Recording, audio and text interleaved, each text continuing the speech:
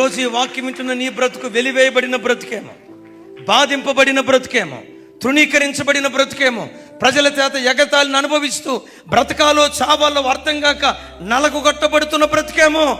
నిన్ను దేవుడు ఎందుకు సమకూర్చాడో తెలుసా? విశ్వసించు. రాగల కాలములో నిన్నే ఒక బలమైన జనంగా దేవుడు మార్చబోతున్నాడు, బలమైన సంతతిగా నిలవబెట్టబోతున్నాడు. మనలను బలమైన సంతతిగా మార్చడానికి మనకు ఏమేమి కావాలో వాటన్నిటిని సమకూర్చేవాడు కూడా ఆ సారథే. నీవంటావు, ప్రభా నేను ఎలా మార్చబడగలనయ్యా? నాకు వనరులు ఉన్నాయా? డబ్బు ఉందా? జనమున్నారా? ధనం ఉందా? వస్తువులు ఉన్నాయా? ఎలా నేను మార్చబడతానయ్యా అంటే, విచిత్రం చెప్పమంటారా? నేను బలమైన జనంగా మార్చడానికి నీకు ఏమేమి కావాలో దేవుడే తన మహిమలో సమస్తము సమకూర్చటం ప్రారంభిస్తాడు. చప్పలు కొడుతూ స్తోత్రాలు చెప్తా.